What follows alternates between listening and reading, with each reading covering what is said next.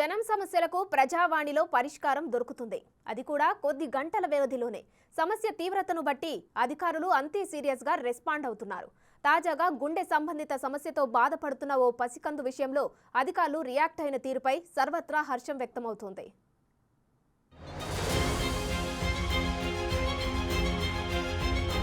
చాంతాడంత queue లైన్లు,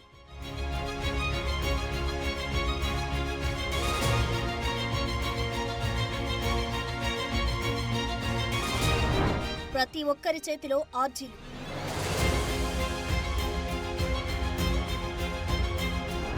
అందరి కళ్ళల్లో కోటి ఆశలు.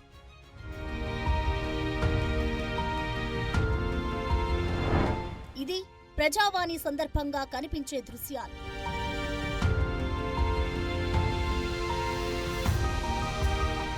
సమస్యలు చెప్పుకోవడానికి వస్తున్న ప్రజలకు స్పాట్లోనే పరిష్కారం దొరికితే ఎస్, ప్రజావాణిలో అదే జరిగింది. ప్రభుత్వ సంకల్పానికి అధికారుల చొరవ తోడైంది. ఫలితంగా ఓ పసి ప్రాణానికి భరోసా దక్కింది. ప్రజల కష్టాలు వినడమే ప్రజావాణి ప్రధాన ఉద్దేశం. నిరుపేదలు తమ కష్టాలు ఎవరికి చెప్పుకోవాలో తెలియని పరిస్థితుల్లో ప్రజావాణిని ఆశ్రయిస్తారు. అలాంటి ప్రజావాణి గొప్పదనాన్ని చాటి చెప్పే ఘటన ఇది. ప్రజావాణి నిజంగా ప్రజల కోసమేనని తేల్చిన ఘటన. ప్రజలు వారి కష్టాలపై ప్రభుత్వానికి ఉన్న కమిట్మెంట్ గురించి వివరించే చిన్న ఉదాహరణ.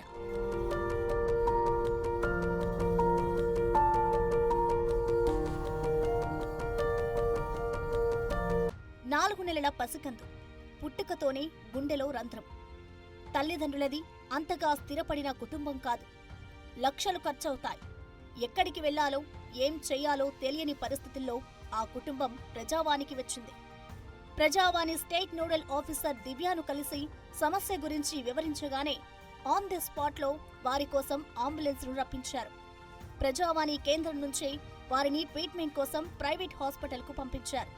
ఆ చిన్నారికి ఆరోగ్యశ్రీ కింద ఆపరేషన్ చేయించాలని సంబంధిత అధికారులను ఆదేశించారామె.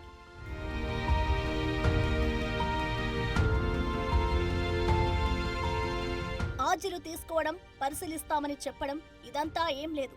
నిజమైన సమస్య, దాని తీవ్రతను బట్టి అధికారులు ఇలా నిర్ణయం తీసుకోవడంతో ఓ పసికంది గుండె నార్మల్ స్థితికి రానుంది.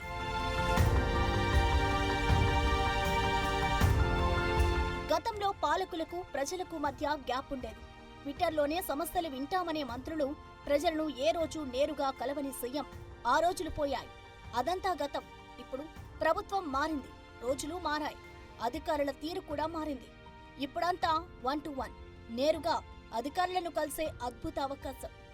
సమస్య తీవ్రతను బట్టి దాన్ని పరిష్కరిస్తూ ప్రజావాణి పేరు బద్నం కాకుండా కాపాడుతున్నారు. మొత్తంగా కాంగ్రెస్ పాలనలో తాము సమస్యలు చెప్పుకున్నాక అధికారులు వెనువెంటనే స్పందించడంపై జనం హర్షం వ్యక్తం చేస్తున్నారు.